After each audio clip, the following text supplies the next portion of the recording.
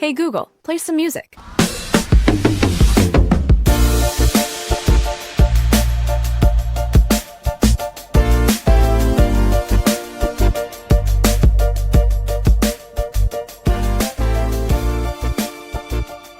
Hello and good morning, and thank you for tuning in to another episode of the Google Stadia Show, PSVG's monthly chronicle of Google's venture into the gaming business.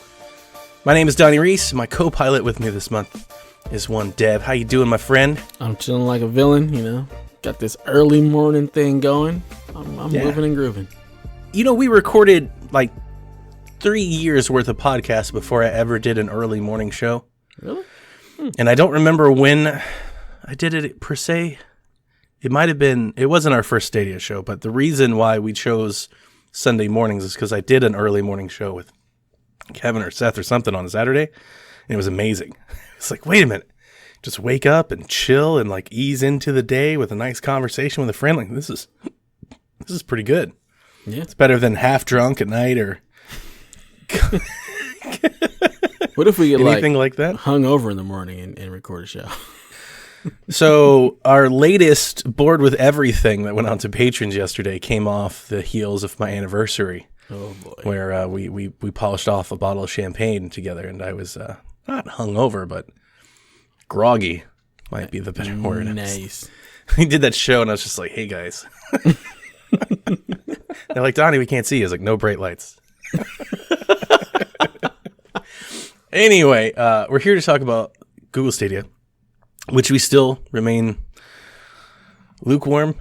No. We're excited about lukewarm. it. I'm excited. I'm not lukewarm. I'm not lukewarm on it. We'll get into it. We'll talk about it. But it's very good that we waited a little bit because we finally got some news. You know, for like the last couple months, I would say like no news has been the news. It's basically been the same thing over and over again. We haven't really had anything new to talk about until now. Now we've got a few things to talk about, and most notably, Bill over there at Run Jump Stop, who's been in our Discord. He's got his own Discord. Great guy, does 1,000 different podcasts just like we do. You almost say we're like colleagues or like in the same marketplace. Mm-hmm, a lot of times we do a lot of rep over. I think he's going to come talk. He's going to come to Shaq soon too, because he does like the Switchcraft podcast. Where he has his own Nintendo podcast too. Okay. They had John Justice over, VP of product for Google Stadia. Wow. On the StadiaCasts. And they got to do an interview. Now, this has been an awesome moment for them because not only is this a big get, because, you know, like they got him before everybody else got him. And I think it's just like I think it's like interest level. Mm-hmm. I don't know if IGN is trying to do Q&As, but like because it's StadiaCast, right? Just like us, it's very, very focused on just this singular topic. Right. They get John over and everybody picks it up, which is freaking amazing. So like IGN ran a story on it and Wired ran a story on it and everybody's like running a story on it. And I've just been following it for the last couple of weeks because it's been, God, what a cool ride that would have to be. Right. You know, like if that happened to us and we just started seeing all of our content, because it was on everything, you know, because there were certain details that came out that we didn't know. Right. So they got a little scoop and I just thought it was really awesome. And I made sure that I wrote Bill and let him know, and we talked about doing some collab stuff and coming over. I actually thought he lived here in Atlanta because kind of right about the same time he'd been tweeting all these pictures from Dragon Con and stuff. I was like, man, I had no idea. Like, we live so close together. We should do breakfast or something. Like, we should meet. Like, and he was like, oh, I'm from New York. I was like, what are you talking about? And he's like, I just came in from Dragon Con. I was like, you flew into Dragon Con? Really? I don't realize sometimes how, you know, events like that might be a bigger deal to other people. Because you're special. I've done Dragon Con for like 10 years. You know, I've worked the event. So to me, it's just like Dragon Con. It's a little backyard con, yeah. Yeah, it's not something I'd go fly to, but he did. And I mean, I know a lot of people do. I'm not trying to break his fun or anything, but I'd tell him, I was like, hey, man, the next time you come to Dragon Con, let me know. Had I known in advance, I could have got you in for free, got you free tickets, at least taken you out for dinner, like got some drinks, hung out, like we could have done something. So, but it was very, very, very cool. So if you haven't listened to the StadiaCast, definitely get over there to the YouTube channel and check out the interview. And it's very awesome, very awesome. And let's talk about some of the news that they dropped. All right, so before I get into all of the things that they did confirm, there was a lot of things that he did not confirm. So they were asking him about, you know, like Stadia Pro and Uplay Plus. I by the way, I can't get myself into saying Uplay Plus. I keep calling it Ubi Plus. That's what they should have called it. Like that. Uplay Plus. No. I think Ubi I tweeted Plus? about Yes. it like 2 weeks ago, and somebody was like, "What's Ubi Plus?" Right. And like I had to Google it, and I was like, "Oh, that's right. They don't call it Ubi Plus. They call it Uplay Plus," and that just sounds awful to me. And I don't think I'm going to make the jump. Yeah, I don't like that name at all. I don't think most people associate Uplay with anything positive. Yeah, and just Uplay. That sounds very Wii U. I was just getting ready. Nintendo. Like Uplay. It's just bad. Ugh, it's bad.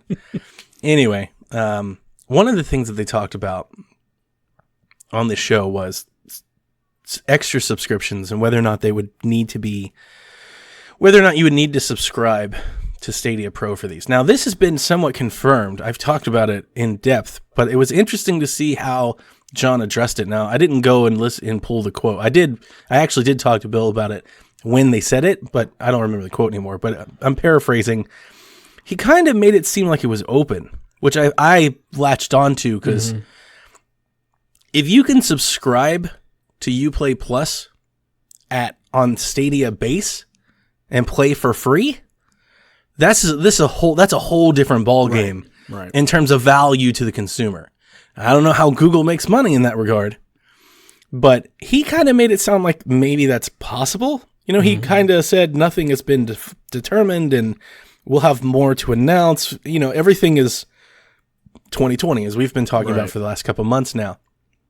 I found it interesting because it almost contradicts to a T what Phil Harrison said when he was asked the exact same question from Jeff Keighley at E3. Right. Where he said that all subscriptions would be on top of Stadia Pro. And I expect that to be the way this works. I don't think they're just going to let you subscribe to Uplay Plus and EA Access and play on Stadia and not pay them any money. Yeah. I don't see how that's going to happen. I don't think that's possible. But it was I almost latched onto it the moment I heard it because I was like, wait a minute. That's a big deal. I need to know more information because if they do, or if there's like a 1 year, or maybe enthusiasm isn't what they thought it was. So maybe they're thinking about adjusting some things. Mm-hmm. If they're going to do something like that, I couldn't recommend Stadia enough to people if you could just subscribe to Ubi Plus and play all of those games on a controller anywhere. Yeah. Like, that's a sweet deal. That would be great. And maybe, the grab for Stadia there isn't so much trying to make the money, but just growing the player base. Getting people going. Because if you actually get that taste of it, and you're like, oh man, this is great, but this Pro makes it even better, and it comes with the free game here and there or whatever, that could be just something that one, grows your player base into the Pro, but also keeps players, playing on Stadia because, I don't have to pay anything, but I'm part of the Stadia base at least. So that's the missing piece to my enthusiasm. Something like that. Some reward for being an adopter, being, loyal, being there early, some savings, some value. I've been waiting for that, which you already know, but that's kind of been the source of my lukewarmness is I don't feel like I'm really getting anything for jumping onto this yet. I'm waiting for them to be like, and here's this awesome thing we're doing for you. And it hasn't happened. You get to pick your gamer tag, though. You get to have first. I do get to pick my gamer tag. You get to be playing Nintendo on Google Stadia. Yep. Hopefully that will continue. I will continue to be acutely focused in on hearing any details about this, and I don't think we will until Uplay Plus is. I've noticed there's lots of questions about it. Both Ubisoft and Google keep saying more details in 2020. It's almost like a stock answer from them at this point for all questions. More details in 2020. All right. Some of the news that actually did break. John mentioned that Stadia is absolutely committed to supporting free trials for both services and the games, but it won't be there at launch. But he said it shouldn't be too far after launch. So it was nice to hear them answer a question, not stay tuned for 2020. All right. So I expect, so we're 65, 75 days away from this thing coming. It's so soon. All right. And it still feels like 2020. It still feels so far away, but just a couple months, man. Part Black Friday we don't have a date. We just have the ubiquitous November. That's true. That's true. But this is good to hear. Like we said this, I think, even on our first episode. They need to have a way for people to try. Yeah, absolutely. You need to be able to plug in your Xbox controller to your PC and give it a go and see what it's like. And this type of stuff would offer it for you. And for us that are already adopting the program, I'm excited to see game trials because I think Stadia kind of sits in that thing for me where I will try games out on Google Stadia just to try them, see how they run, and if they run well, then consider purchasing. Exactly. There needs to be that kind of like period where you can be like, okay, is this actually going to run well on my stuff? If not, I don't want to purchase it and then be stuck dropping the money on something that I'm not going to be able to play or run well on my system and my setup. Absolutely. So if I got to throw $60 at a game that I've never played before, and I don't know how it's going to run on Stadia, then I'm just going to buy it on Xbox. Yeah. Because at least I can run it locally. And we've talked about that. Like, that's a hurdle for them. Absolutely. So maybe giving every game like a 1 hour free trial or something, I think could go a long way for them. Because I'm not going to buy any game. I'm not going to pre-order any game on Stadia. Let's put it that way. Yeah. I'm not going to like blindly here's money. I either need to see it for myself or hear from other people that it's okay. Yeah, because the last thing I want to do is put $60 down for Doom Eternal on Stadia, and then it runs choppy as heck. Like that's just nah, man. That's a no-no. Exactly. So I thought that was great, and something they should talk about more. I think they should promote that more. He did mention that they plan to deliver the family sharing in 2020, and I know that's a big deal. We've talked about that. I'm very I want to know if we can family up. Yeah, that'd be great. That's what I want to know. It's not my own family. Get your own stuff, kids. I want to know if we can family, because that would be another value incentive. You and 2, 3, 5 of your friends can get together and start building a library of games that you share. Yeah, that over time could win over some folks. That would be a new way of thinking. Google also wants to support cross-platform saves on every game. Thank you. They need to do that. That is a must. Because if I can play Doom Eternal, I'm just going to keep using that as my reference guide, on my Xbox, and then, okay, I got to go and do this. And then I can pick up that exact same save on Google Stadia while I'm at the hotel or wherever. That is like so... like perfect. That's exactly what I want this to be. Like I've done it now with Destiny 2. They've enabled cross save. So now I can be playing on my PlayStation and that same character, all that same, same stuff that I've done, I can then pick up and play on my PC. And then I'll be able to pick up and play that same stuff on my Stadia. So I'll be able to basically play that anywhere, however I want to play. And I think that would become so essential to what Google Stadia wants to do. This enables you to play wherever you want to play it. And you can play the same exact save and you're not stuck like, well, I've got this one save going here and then I've got this one save going there. But if it can just be this synchronous, thing, it just, that takes it to a whole nother level. That makes it so that you can just continue your play. And that's huge. You ready to hear me say something? Yeah, go for it. I think this is a throwaway statement. Because it comes with a caveat. We want to do all this cool stuff, but that's up to the developers of the game. Well, then don't say it. You got a good point there. But I think that's something that a lot of developers are starting to try to move forward, because if we can't have cross-play, we can have cross-save.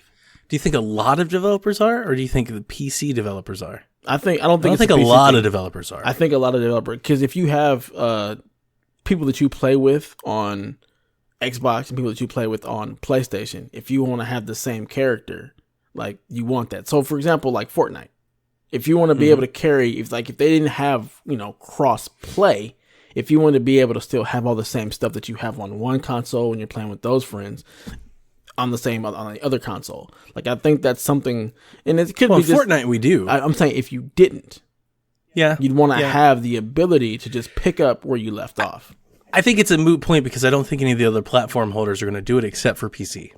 So PC games might, and Steam or those developers will, but the other platform holders are not until something breaks. So if the other platform holders aren't, I don't think Xbox or PlayStation is going to work with Stadia. They're already doing it with Destiny, so I don't understand why they wouldn't. Why other developers wouldn't do that. That is a good point. Like Destiny and Call of Duty, right? Mm-hmm. Call of Duty's doing it as well. Mm-hmm. So that's a good point. I'm very interested to see if Stadia gets added to these games. I don't know if these other console makers are going to work with Stadia. I think my expectation based on the business moves that they've made after Google's announcement is that they're going to try at every stop to not. But maybe that's just wrong. That's totally viable. I could just be wrong, but I don't think so. I think if anybody would be the one to not do it, it would be Sony. 100%. But I mean, even Xbox, like they've got xCloud and stuff, and I kind of think wherever Xbox goes, Nintendo will eventually follow along because they all seem to be, playing buds right now. Yeah. So I don't know. It's just not my expectation. As much as I love the openness and saying, because I love the mantra. The mantra is we want to be open, we want to be everywhere, cross-save, cross-progression. They're saying all the things people want to hear. Mm-hmm. But there's a difference between saying it and doing it. If you're not willing to like put a foot into the sand and push for it, then I don't know if I actually want to hear you try to promote it. Because it almost sounds like, to like the person who maybe doesn't follow all the news, it almost sounds like, yeah, we're going to have cross-save. And it's like, then you get the game and everything, and no, you don't. Yeah. Well, I heard them say that they want to do it. They want to do it. Yeah. They said they want to do it, but that's a whole different story than actually doing it. I don't know.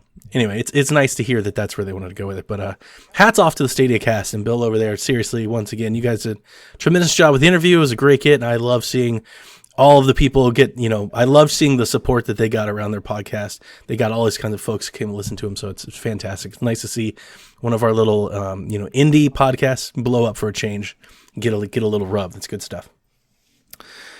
The Founders Edition of Google Stadia has sold out in Europe. Now, the company has replaced it with the Premiere Edition in its place. It's the exact same bundle with a few caveats. You don't get the Chicago Bears controller. You get the clearly white Stadia controller. You still get a Chromecast Ultra, and you still get 3 months of Pro, and you still get the Destiny 2 collection at the same price. Here's what you don't get. You don't get to grab your name early. So, if you're not a Founders member, you got to wait, and hopefully that your name is still there when the masses jump in on November. The millions and millions across the world. Well, I feel like there's like a rock promo here somewhere. If you're not a founder, are you really able to play? So, I mean, if you get this, I assume your name will probably still be available. Unless all the Buddy Pass people are stealing your names. I expect you. Yeah. You don't get a Buddy Pass to share with your friends. That's what you don't get. And but the Founders Editions are still available in US and Canada, so they're still not sold out yet. But it's nice to see that that's kind of, I think that's what that'll be the push, right? Yeah. After this little launch, that'll be the new thing, and then they'll sell the controller separately. Yeah. Cool little thing. The International Broadcasting Convention, IBC, where Google often attends, and they show like updates and stuff, especially it's like TV based, so like Netflix and all this stuff. Somebody was there, and they managed to snap a photo an upcoming slideshow that says Android TV roadmap through 2021 will be updated, and the first thing on there was support for Stadia, as well as a redesigned Google Play Store for devices. Now, this is interesting. I got a little bit that I want to say here because I've actually discussed this in our Discord a little bit over the last couple months, but Josh writes in, do you think we'll ever see Google announce a console-like device for Stadia? What do you mean by like console-like device? Good. I'm teeing myself up here. Mm-hmm. I think this is really, really cool. I've never bought an Android TV. Like when I say an Android TV, when I think Android TV, I mean like the Shield box. Mm-hmm. I specifically think the NVIDIA Shield. Now, I know Android TV has a decent little, there's some TVs, and it's not like Roku though. They got trounced, they got smashed. But there's some Android devices out there, some set-top boxes, some cheap, streaming boxes that would be cool if you could get Stadia on them. I think it would be cooler if Stadia would announce some sort of partnership with Roku. That would be awesome. And I think that's coming. I do think that's coming. I don't know if it'll be there at launch. Might be one of those 2020 things. They've got to find a TV to partner up with. Either Amazon or Roku. They've got to find a good TV partner to partner up with and do some cross promotion. I think that will happen. But specifically about the NVIDIA Shield. Because this is one of the devices that would run Android TV and eventually Stadia in 2020. It would be a console for Stadia. Now, it depends, though. There's a couple caveats that I'd want to know first. primarily, can I use my Stadia controller as a local controller on the device, or does it only work with Stadia on the device? That would be the big one. If I could use my Stadia controller to play GeForce Now and stream those games and play local Google Play games on the television, then you're talking about a $150, $200 investment into Stadia that would provide you an answer to a lot of questions. What if I lose internet? You could still run local Google Play games. Are they the best games? No, but like you could play Fortnite. Like there are games that run locally on Google Play that you could play. You could play Mario Jump and Mario Run and things like that. Like there's some good stuff, and that's not the greatest thing. Play Asphalt, Dead Nation. You could play some stuff like that. I think that would be really, really cool if they could make the controller work. And I would imagine you have to plug it in. Yeah. But at the same time, I mean, when you plug a controller in, isn't it just charging it? Yeah. There's nothing, so it wouldn't even work that way. I don't know how they do that. You might just have to use a different controller, which is not as fun. But at the same time, maybe you just have the regular controller and they allow that to work with Stadia. Yeah. Just like an Xbox controller. But I think there's something here to answer the question. I don't think we'll ever see. No, I'm going to go the opposite way. I'm going to say yeah. You think we'll see a console-like device, and you mean something where you can actually download and locally play a game? Because that just goes against the whole purpose of Stadia. I know. And this is where I'm going with this. I know. I think we will see a device from Google that plays Stadia that you connect to your TV that's not a Chromecast, that does some sort of local processing. I don't think it will be console. That's the rub, is I don't think we're going to get a big box. I think we might see a Roku device, a little box that's like, hey, if you buy this, you can play Google Play games and Stadia, and they can show you like a full range of different stuff. It's like they could show you like Apple Arcade. Yeah. What if they had something like that? It's that would be really, really cool. Speaking of that, like, do you think? I don't think so, but do you think Stadia will ever run on like an Apple TV? I don't think so. I don't think Apple, because that would be an awesome little box to have if you could have Apple Arcade and Google Play and Stadia. That would be dope. I feel like Apple just doesn't play that way. It's like, no, yeah, they're not. I'm not putting your stuff on mine because we have Apple TV and Apple Arcade. You're not playing Stadia on my Apple device. Are you crazy? Nah, I don't see that. In my mind, this console-like device, that's what I'm thinking. Yeah. A Google TV, a Google Apple TV type thing, where they have some sort of Android Play thing and Stadia. I think that definitely makes a whole lot of sense, and I could see that happening because that then puts Google Play like on your television, and I think that's something that Google definitely would want to get into. So if it's not something that they're thinking about, hey, do that, make it happen.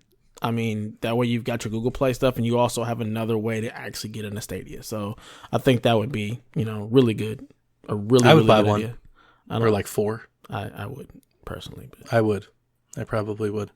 They also announced the same thing. A bullet kind of buried in the Stadia lead is that they are redesigning the Google Play Store specifically. Thank God, I hate that store, honestly. So do I. So do I. It feels so convoluted and just blah, too much. No, I don't like it at all. Because I'm basically hoping to like my Chromebook, my Pixelbook is basically my Chromecast console, my Stadia console. Like that's my intention right now, is to plug my Pixelbook up into a lot of my TVs. Only because and maybe this is just wrong, but I question the Chromecast. I just don't know how well it's going to go. Are you gonna like hardwire the Pixelbook and then? Okay, because I was gonna say, like, if it's still running off Wi-Fi, what difference does it make?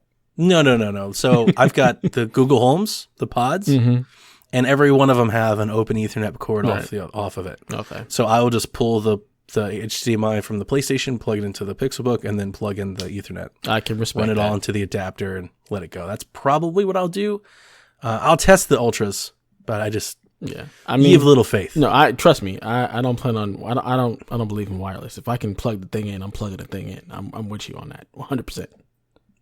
I mean, I've got so we have a lot of questions. We're like 2 months away from doing this, and I still have so many questions, and one of them we've got here, which we'll answer. So I want to kind of save this, but with the Chromecast thing, that there's no processing in the Chromecast.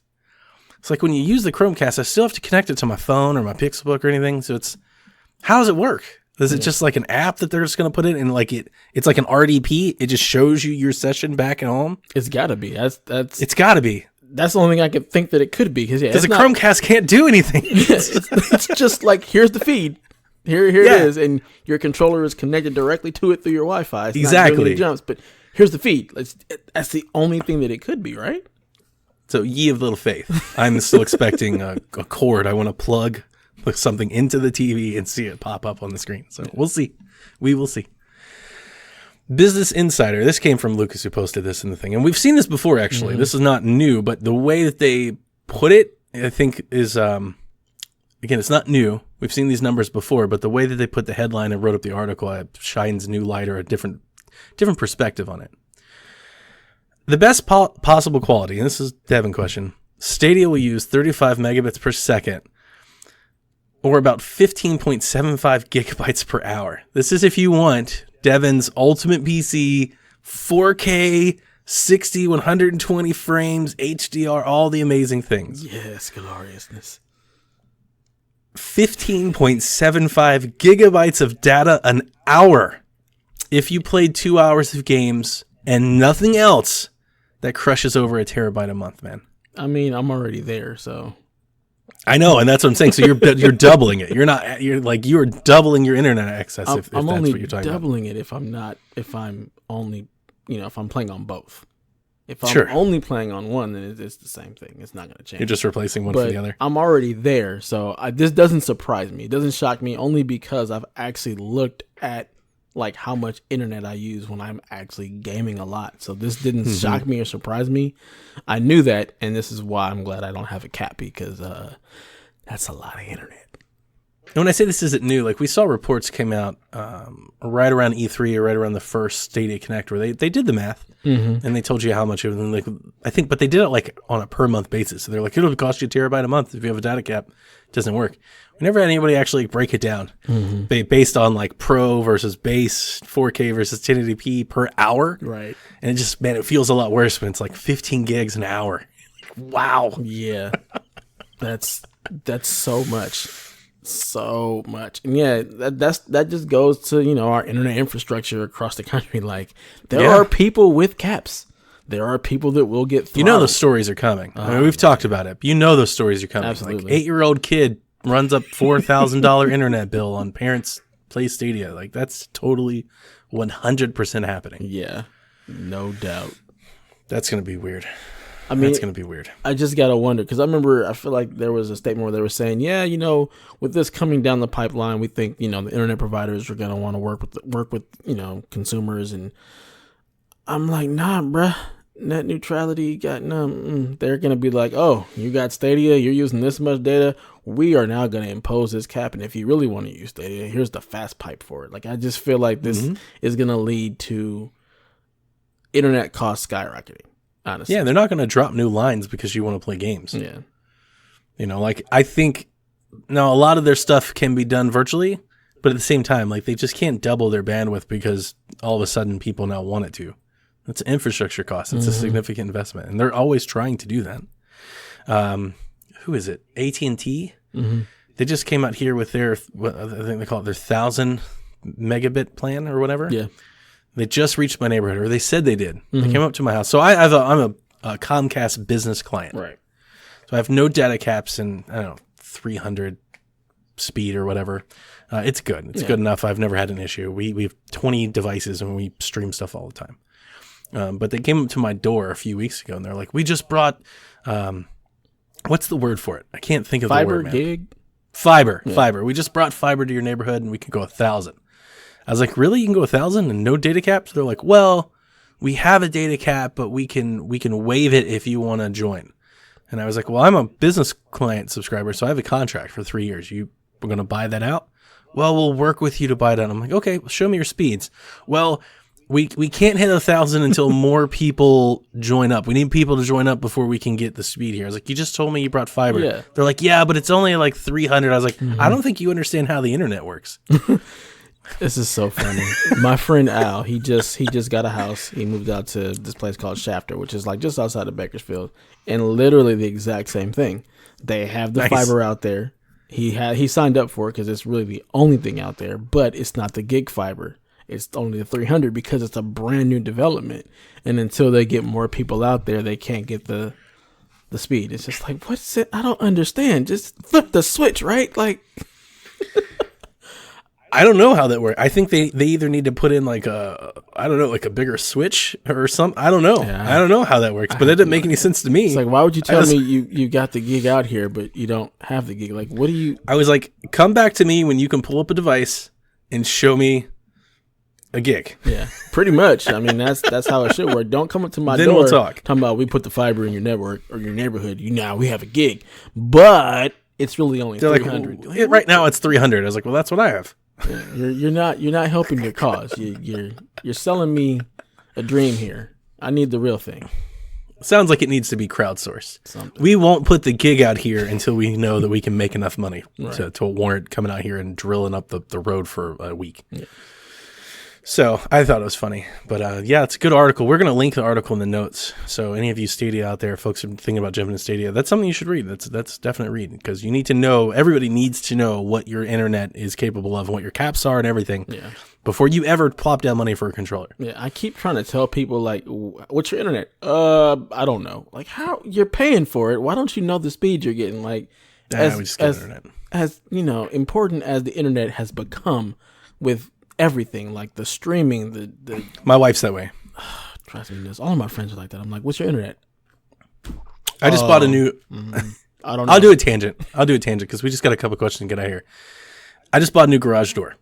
My old garage door was like from like the original garage door, 1984 when this house was built. This giant wood door, like looks like it's off of a boat. And when we turned it on, man, like the thing would just clackle and crank, sound like an old roller coaster going up and down. So we get this new door. I've always noticed that. So it's a really small garage. It's really not that much bigger than a shed. I can get my car in it, but barely. Wow. When I put my car in the garage, only like one side can get out. Oh man! If you're on the passenger side, you can't even open the door. Like that's how tiny it is. It's tight. And the guy comes out, and I've always noticed that my garage, because it's small, has like a low overhead room, and there's like a pillar, like a brace on the wall right where the door is. So the door never sits like fully against like the edge where it's supposed to cover. Oh, no.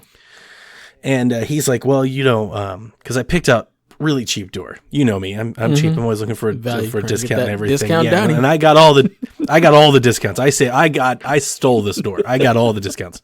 Well, even when the guys came out there, like, I can't believe this is happening. That's not a joke. So, all right. Let me tell the deal part of it. There was a special at Home Depot, 20% off all doors and windows.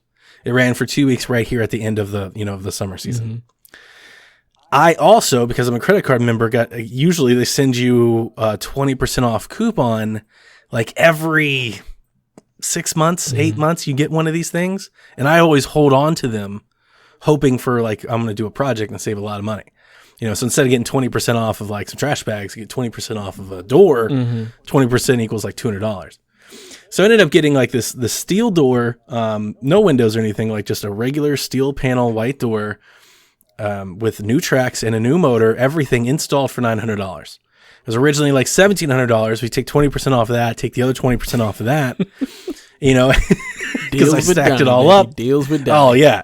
Yeah. But anyway, long story short, he's like, you need to pay for the insulation on the door. And I was like, why? He's like, well, it's just because you have to. I was like, I don't think I do. He's like, well, it's going to keep your garage cool. I was like, dude, it's hot as hell in there. What are you talking about? Like, it's not going to cool down. It's like, it's like the way it sits and everything. Like, it's not going to make any difference. I don't think so. I'll just save $400. He's like, well, like it's going to save your door from being dented. I was like, who's hitting my door? He's like, well, like kids throw stuff. I was like, the kids better not throw anything at my door. What doesn't matter with you?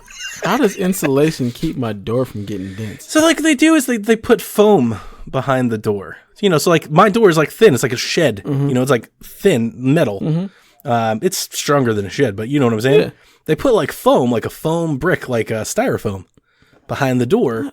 So if something hits it, it doesn't like dent in. It has a little protection to it. And they say it like increases the energy, but there's no AC in that room.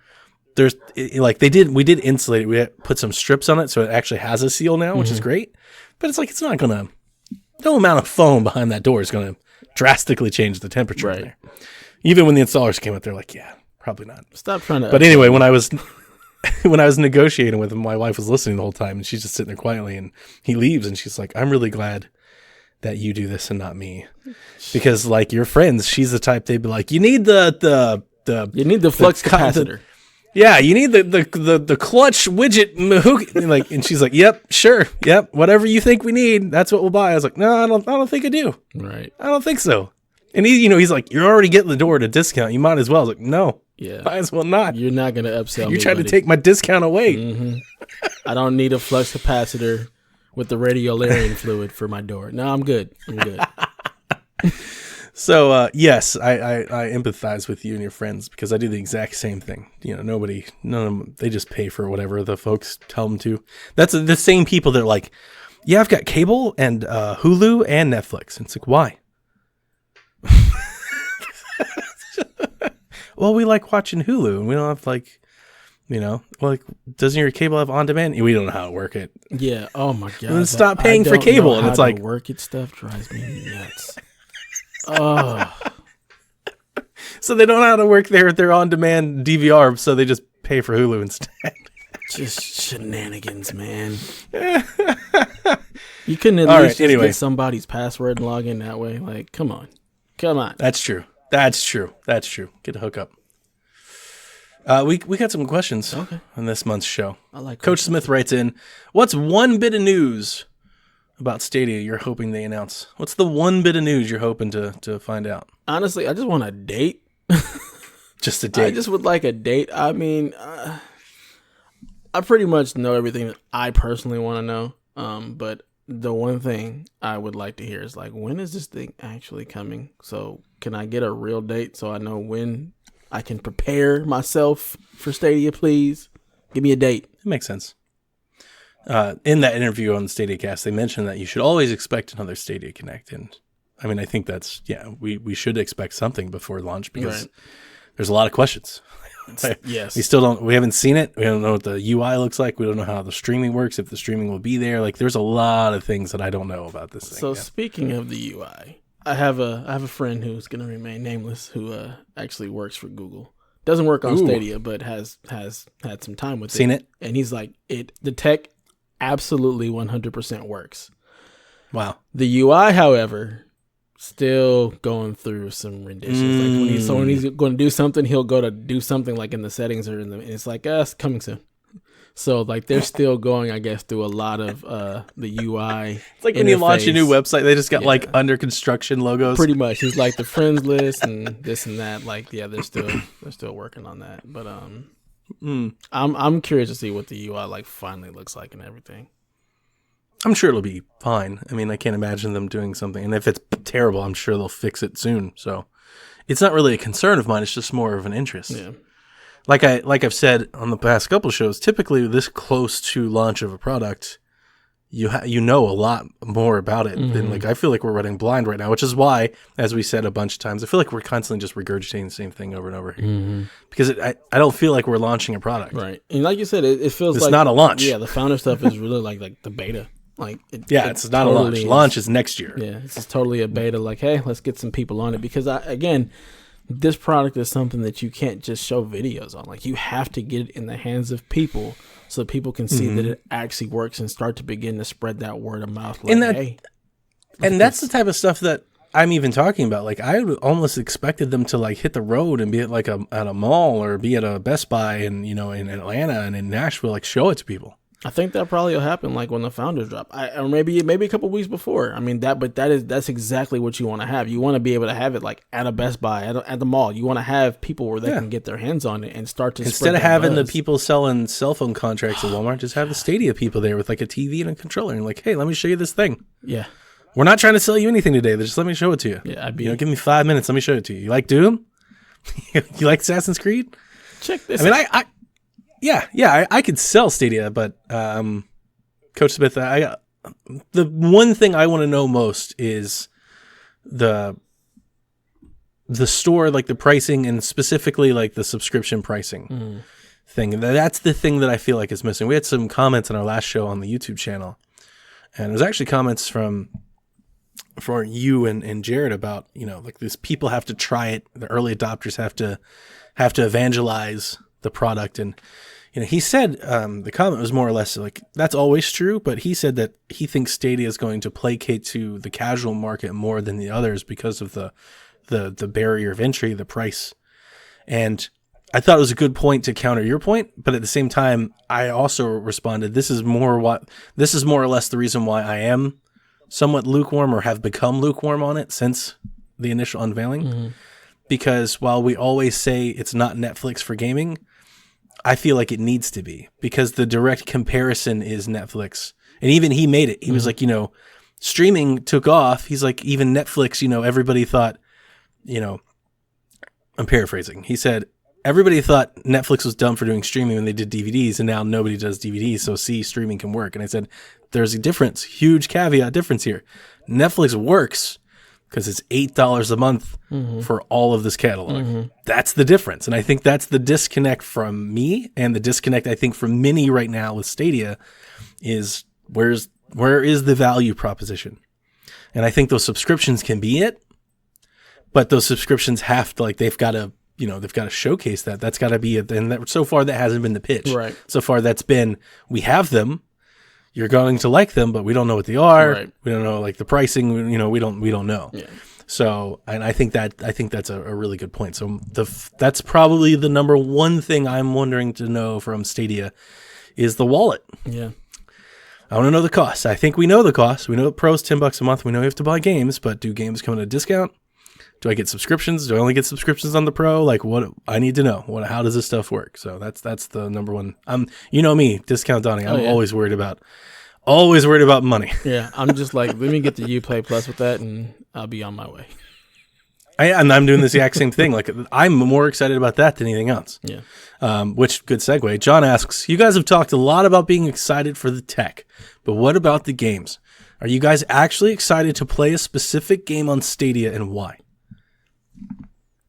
Honestly, the games that I play are everywhere else. So it's not so much that I'm excited to play in this particular game on Stadia. It's that I'm excited to play my games that I already have on Stadia when I'm not near the console. That's the more exciting part for me.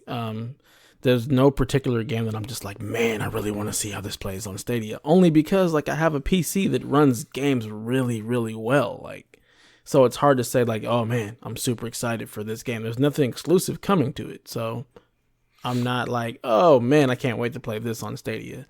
I think once they start to announce some exclusive games, which I'm sure are going to come down the pipeline at some point, then I can start saying, oh man, I can't wait to play this because it's only here and I've got a Stadia. But in the meantime, there's nothing that I'm whoa. I guess maybe, and again, going back to my thing, Doom Eternal is probably the only one that I'm really I want to see how this runs on Stadia, because I want to see, because that is such a fast-paced game where you're just zooming through. That is the one game that I'm really excited to see how it works on Stadia. Do I notice any input lag? Is it really not feeling choppy? Am I noticing artifacting in the background because you're moving so fast through the levels? So that's probably the one game I'm excited to see on Stadia because I want to see how well it runs. I think it does. I think it will, and I think you're going to notice it. I'm so excited to see the comparisons when Stadia drops. Oh man, I can't wait for the Digital Foundry videos. This ultimate PC experience that you think, I have no faith that that's happening. I don't. I think we're going to get a not poor. So let me be clear. I think we're going to get a good, not console quality experience, which I think is fine, actually, by the way. I really do. But that's kind of where, based on what I've seen and heard from people, it works, it does this, but there's artifacting. It's not quite 4K. It's not that way all the time. That's kind of what I'm expecting, is a little caveat. I'm expecting the magic of it just appearing and working. That's the sell, not so much oh, look at all these sliders and look at this. My console could never do this. I don't think that's happening. I don't see sliders. I'm not expecting that. I'm expecting, you can play dynamic 4K because it's probably going to jump around, and then 60 frames, hopefully locked, which is something that sometimes the consoles still struggle to do. Yeah. So if they can pull that off, I don't think that's an ultra PC. I think that's mid-range PC personally. But if we can get a solid frame rate and a good resolution, I think that's really nice. The games that I'm most excited to play on Stadia are the Ubisoft games for Uplay Plus in 2020, which I've already said. So I'm at the moment right now, I am planning on playing Watch Dogs and Gods and Monsters on Stadia. And Gods and Monsters totally looks like a Switch game. You know, it's Breath of the Wild, it's got all that stuff. And I'm sure a lot of Switch players are going to play it there. And I may even be, you know, like depending on how Stadia goes in November, I may even be won over to go play it on Switch come March. But I'm assuming that everything runs well and it's great. And then, yeah, I'm planning on doing the Uplay Plus. Uplay Plus is like the one thing that I'm most excited for so far. Yeah, and hopefully, you know, you'll get your cross save so you can play your Gods and Monsters on your Switch and then pick it up on your Stadia if you don't feel like, you know, you know, because of the subscription, I'd be more apt to double dip. I would. 100% I'd be more apt to double dip because I was thinking of that when you were talking about Destiny or Doom Eternal, like you playing on PC, and I was like, you're gonna have to buy 2 copies of the game to pull that off. But with an Ubisoft game, pay the $15 a month. I'll pick up $60 game on Switch to play it on my Switch, and then if I want to click it on the TV or play it from work or something, just carry my controller. Like that's not so bad. Right. I would do that. I'm not opposed to doing that. I also think it's just going to run a lot. A game like that when I see it, especially being Ubisoft, considering what we've seen from Assassin's Creed games and the other games that they've ported to Switch, I'm like, there's no way Gods and Monsters like going to run and look good on Switch. You know, it's not going to be nearly as good. It's going to be bad. It's going to be the worst experience of that game. Even because I was going to say, even like if I was thinking maybe it's being built for the Switch, but then I thought Starlink was being built for the Switch and it doesn't run nearly as good and everything on Switch as it like Switch is totally the place to play that game for all the Star Fox stuff, 100%. But when you play Starlink on Xbox, you're like, man, this is so much better. So yeah. Matt wants to know, do you think free-to-play games will come to Stadia, and how do you think that will work? This is starting to become an issue because we're 2 months away and we still have zero confirmation or acknowledgement to what Fortnite and Apex and all the games that all the kids are playing, like the hot trending games that are always on Twitch and stream and YouTube, YouTube itself, YouTube gaming, like they're not confirmed for Stadia. Yeah. I mean, I wonder, I can't imagine Fortnite not coming. Apex, however, I worry about only because EA has their own streaming service that they're working on. They're working on a game streaming service as well. So do you really want to put that on Stadia, or do you want to save Apex and put that on your streaming service? So that makes sense. It's hard to say. Like, I imagine that, some free-to-play games will definitely be on Stadia. Like, you know, I wonder if that means, to take your point to another level, do you think we'll ever see EA access on Stadia? That's the other thing I was worried about, because when I realized, oh crap, they have their own streaming service, why would you put EA access on there? I mean, I guess you could, because you're still making somebody pay for an EA access sub or Origin or whatever they want to call it, but you can still also have them have it on your service. But you would, if I ran EA, if I was there, who's it? Is it still the house guy? Who's the guy over there on the thing? They go through so many people. Doesn't matter. If I were them, I would put my subscription on Stadia, but not until after I launch my own platform. Yeah, same here. That's exactly what I was gonna say. Yeah, I would want to launch my streaming service first, and then down the line, give myself every advantage to make my own flag, and then I would bring it to the folks that were just never going to come over. Yeah, absolutely. But the free to play games, I can't imagine them not. See, I'm wondering because for example, Destiny 2, the new light version, that is actually free to play, so you can pick that up for free on Xbox and on console and on PC when it comes in October. Like that first portion of it is all free to play. So I'm wondering, because with the Founders Edition you get the whole Destiny experience, but if you don't have the Founders Edition, do you still have access to Destiny 2 New Light? Because that is basically a free to play version. And then you gotta imagine Fortnite's coming. Like, I can't imagine it not as big as it is. But as far as other free to play games, I don't see why they wouldn't launch. I just feel like, you know, I see why they wouldn't. I mean, I think there's a question that has to be answered here. Is it's free to play, but you have to pay Stadia Pro to play it. Maybe. You're not just going to be able to pick up a controller and play Fortnite for 4,000 hours for free. Do you need Plus and Live to play Fortnite? No, but here's the thing, like, they're free to play games. You still need to like buy the console and everything. If Fortnite is just free to play on Stadia and you buy a controller, then like Google's not making any money for hosting those games. Because it's just free. You're in Stadia base. And maybe that's the answer. Maybe is they come, they're free, but they don't come until Stadia base comes. They don't come until 2020. Yeah, and I think that would halt some of the momentum coming out of the gate with the founder stuff. It might, but because you're hoping the founder stuff you're hoping the founder stuff makes noise, right? I mean, I know you can probably. I don't feel like they have a lot of momentum now. I really don't. So I don't want to say that they can't get momentum going into March. But you're hoping the founders thing creates some buzz, I think. So you can then start to get some wheels turning for the launch, if you will. Right. I think not having some of the most popular games there when this Founders Edition thing comes, I think might have people just turn blinders, put blinders on this thing as a whole. They'll be like, oh, it doesn't have Fortnite, it doesn't have Apex, I don't care. These are the games that I play. Right.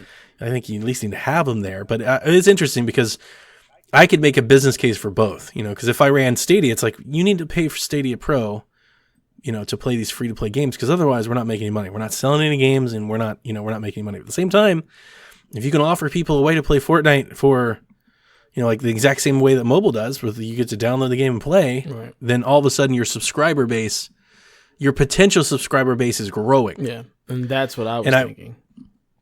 And I wonder what you could do with that to monetize or at least offset costs with that. Like maybe, I know we've talked about this in the past, and I don't think people ever want to hear this, but like there's a potential for like ad placement. Yeah.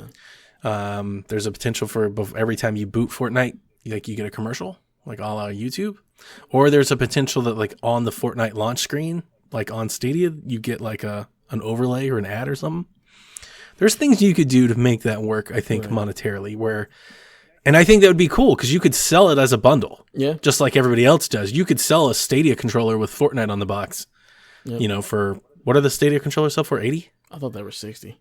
Maybe I don't remember by themselves. I think they're a little bit more than the other ones, but I don't remember anymore actually because we bought the Founders Edition and haven't paid any attention. Pretty much. Yeah, whatever it is, you could do that. And you could like market it. Yeah. It's a console in a box. Yep. All you need is the controller. Yep. And you get to play Fortnite. Yeah, I think that would be okay. Fortnite credits too, so they can buy a skin or two here and there, and then boom, you've got somebody. Get that Batman. Yeah. Oh God, you've got somebody playing, Fortnite on the Stadia, and that just grows the actual player base. And I think that could be because you need to get people streaming that too. Exactly. Yeah. You got to get people talking about it. I think they could do it at least initially, at least the first year or something. They could hold it, but I think eventually, like I think the free to play stuff might come at a cost. And I was even thinking like. I wonder if they ever charge like a smaller fee for base so they can do more stuff like this. Maybe base isn't free. Maybe base is $2 a month or something like that. But they got to eventually. I think they'll have to do something. They don't. You know what? I take this back. They don't have to. They're Google. They have billions of dollars. I would rather them just eat the costs to proliferate the platform. That's my biggest. My biggest upset, like with Stadia as a whole, is that Google has billions of dollars in resources, and I don't feel like they're really using it. This all feels experimental, whereas I wanted them to like come in and really offset the gaming industry, and I think that's my biggest issue with all of it so far. Google doesn't do that with anything. Everything for Google is this experimental phase. That's true. I know. That's how they roll. I know. Maybe those expectations, that initial fantasy was probably misplaced, but I still wanted it because they're one of the companies have the power to do so. Yeah, and I don't think Amazon does. But I thought Google could. I think they can, and if this works, like if it truly works, I think they have the potential to totally like. Yeah, but I don't think they're going to make now. I mean, again, we're just forecasting now, and I'm regurgitating the same opinion. But now, having seen like their approach and their model and everything, now they'll never make the bang to do it. By the time this ever works, Xbox and everybody else will have something that does the same thing. I wanted them to, shot across the bow, boom. Like nothing's going to be the same after this. And I think they could have. There was a chance. They have the ability and the tech and everything. They could have done the Netflix for games. They would have had to eat it. That's the thing. That was always the thing. They were going to have to eat it early to set themselves up later. The exact same analogy. Microsoft, when they entered with the Xbox. Oh, yeah. They had all these ideas. They wanted to change this thing, but they ate it on the Xbox. Mm-hmm. They absolutely ate it. Yeah. That thing didn't make any money. It was just a constant loss. But what they were doing were winning winning favor, winning approval, and that has played out for them years down the road. I was expecting Google to do something similar, and they're not. The difference with that is Microsoft still makes money, where Netflix is like always constantly in huge debt. So you become the Netflix for games, but there goes those $1 billion. It's just. But you and Kevin know, because I love Kevin always brings this up, but you guys also know that's not just about the end result. When you've got cash flow coming in and out, you always have value. You always have value. It's not that cut and dry, black and white at that level. When you're talking about level like that kind of finances, you can have billions in debt if you're bringing in billions of cash flow. So like that works hand in hand. I get it, but I just don't think that would work for gaming. Honestly, I don't see that working. I mean, we had a lot of questions, right? I listened to our first episode, and you listened to our first episode. I was so optimistic and talking about all the different ways and how these developers are going to get like money and different things, and like, are they going to buy developers and everything's a subscription, or is it based on playtime, or are there going to be ads? And it's like none of that's the same. Yeah. None of that happened. It is exactly it's consoles just through the internet, but it's the exact same model. And yeah, it'll be cool. We'll have convenience and stuff. I'm not saying I feel more optimistic now than I did after the last 2 or 3 shows, because the last 2 or 3 shows I was waiting for something. I felt like he was going to cancel that pre-order. No. I was never going to cancel my pre-order. I mean, you're talking. I got Chromecast in drawers I don't even use. I was never going to cancel my pre-order. I was always going to buy that controller and check it out. I love Google. I mean, that was always going to happen. I think the way we open the show, I think, speaks best. The way I currently see Stadia right now is I'm not going to buy anything on Stadia without having a better reason to buy there than somewhere else. Right.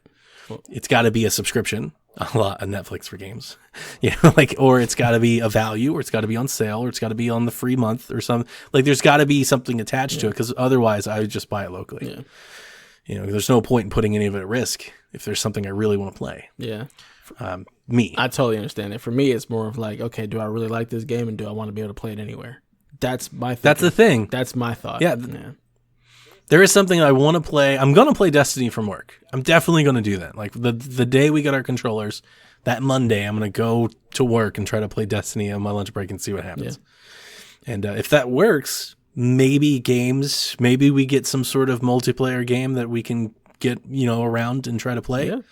Absolutely. Maybe. Absolutely. Like that Resident Evil like multiplayer game that everybody's like, if that's on Stadia, that might be something. That could be big. If it's crossplay, that's another part. If it's crossplay. Yeah. I gotta wonder how the crossplay stuff is actually gonna pan out, like with this next iteration of consoles. Like every developer is pushing for it. Like they want to have crossplay. Yeah, but and I'm just wondering like what's gonna make that happen? Where's the shoe gonna drop and be like, okay, we're going. We know it works. We know it's possible because it's done with so many games already. It's like, so when are we just? Do you think it's going to work? Like, do you think it'll just be this is what developers want, so we're going to do it? No, I don't. I'm saying like, what's going to be the push? Like, what is? I mean, because we've got Rocket League, Call of Duty, Fortnite, Destiny. Destiny is not crossplay. It's just cross save. Oh, yeah, you're right. Call of Duty's crossplay though, right? Call of Duty is crossplay, which I think is crazy. So Call of Duty would be like the one. Mm-hmm. If Call of Duty can do it, why can't anybody else? Exactly. But also Call of Duty is like gigantic, and if they tell you they want crossplay and you say no, they might as well go somewhere else too. And my boy was playing the open beta this weekend. He said he was playing on PC and he was playing against some PS4 people too. Crazy. Mm-hmm. Maybe it will be just something next gen just does. It should, because I mean, I've long said, I actually think this has more to do with the market. If you're a platform provider, the more and more games become services and subscriptions and passes, you've got to. Mm-hmm. It makes no sense not to. You're going to lose. It's just archaic. It's antiquated thought. If you've got to make people pay for a service for a game or a subscription fee, then you've got to let them have some sort of options to choose. That literally is streaming. The reason streaming rose up is because people were tied into these contracts forever with cable providers, and they didn't feel like they had an alternative. Right. So once they had one alternative, it forced everybody to change because you were always going to lose. Yep. So it would just take one platform. If Xbox said, yeah, you can do crossplay whenever you want, then Sony has to, because if they don't, it would Yeah. It would just blow up in their face. And I mean, if you think about it, if you turn on crossplay and enable it, you're going to sell more copies of games because now people can be like, oh, cool, I can play it here and there. I'll buy it on both. You know? Yeah. So now you're selling more games. So like the idea against crossplay, I think is stupid. Just point blank. You know, it's crazy how we always talk about how I'm sorry, this has nothing to do with that particular point, but what you just said just reminds me like how we've all been guilty of saying like, I want to play this, but I don't want to pay $60 for it. But in the same breath, when you talk about something like that, and we'll buy 2 copies of the same game. Mm-hmm. Yeah, it's ridiculous. Like if it works, we'll totally do it. Like if it's a game like that that we want. I have Destiny. I've bought Destiny on 3 platforms. I bought Anthem, unfortunately, on 2 platforms. So yeah, there are definitely games where you will double dip. But yeah, you don't want to pay $60 for a game. Sure. Oh man, I think it's more of like I don't want to pay $60 for that game. Yeah. Definitely. It definitely is. When we say that, it's typically because we don't think the 60 is worth it. When there's a game that we think 60 is worth it, we'll buy 8 of them. Yeah. All right. That'll do it for this month's show. Fun show over here, September to remember. Make sure you follow us over there on Twitter at Stadia Podcast and tune into all things PSVG over there at PSVG, where we've been doing our September Remember. We had Pear from IGN over. We had Shane, was it Baichu? Yes. Yeah, from Watch Dogs, The Wrench. Sean Baichu. Sean, sorry. I should have wrote it down. As I was saying it, I was like trying to remember the notes that I wrote, and I was like, wait a second. We just launched Board with Everything, our Patreon exclusive show, which falls in there with Kevin Hates Everything and DLC and Arcadia Academia. And Devin, is there something else coming? Yeah, me and Mo, we just recorded an OT right before we did the Google Stadia show. So there will be an OT hitting the airwaves real soon. Man, big month. Yeah. Big month. When we said we were doing September Remember, we weren't lying. Nope. A lot of things are dropping, and there's still a lot of things to come. So we hope you enjoy all that over there. That'll do it for this month over here in the Stadia realm. As we look towards October, I got to think we're getting something. Do you think it'll be in November or October? It's got to be in October. We got to have something now. It's got to be. You can't wait, especially if, like, because I've seen some rumors of, like, stuff being, like, the Stadia is supposed to be delivered, like, November 7th. So if that's the case, you got to have a StadiaCast, like, a Connect sometime in October. And then maybe one. I think you got to do a big launch. October thing, and then right before launch. It doesn't have to be a Connect, although I would like it to be, but it could be something smaller. Yeah. One of the things I was thinking, I was going to say earlier when we were talking about them going out and doing hands-on, I expected to hear and see from Google. Yeah. Like, why isn't like Jade Raymond like doing YouTube videos or something about like, hey, check this thing out we did in Stadia. Like, here's the menu. Or like, it didn't have to be like big, but like smaller doses, like bits and pieces. Don't you think we'd expect to see something, Phil Harrison doing something? You would think so, but if it ain't ready, there's nothing to show. That's true. We're coming in hot, guys. We're coming in hot. It's gonna be fun. When we decided to do this podcast, and I was talking to Jared about it, like the whole thing was it's like a documentary. It's kind of like my thought. Yeah. Because his thing was like, why are we gonna start a podcast? Once it comes out, we're not gonna talk about it. I was like, no. That's the point. It was like it's like a documentary of this thing that's going on as it's happening. Yeah, that's awesome. Then we can like isolate it, so it's like a season of something somewhere. And who knows, like maybe we'll put them all together or something, or do like a cut up video. Greatest hits. As the calendar turns, you listen to our ridiculous stuff start to turn into.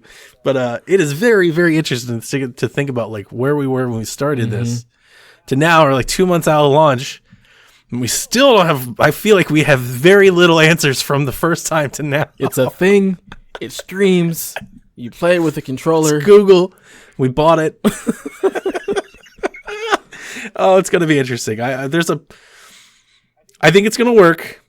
I'm pretty much convinced it will work and you'll be able to play games on it. I don't know if it's going to be the best place to play or that makes the most financial sense. That I don't know.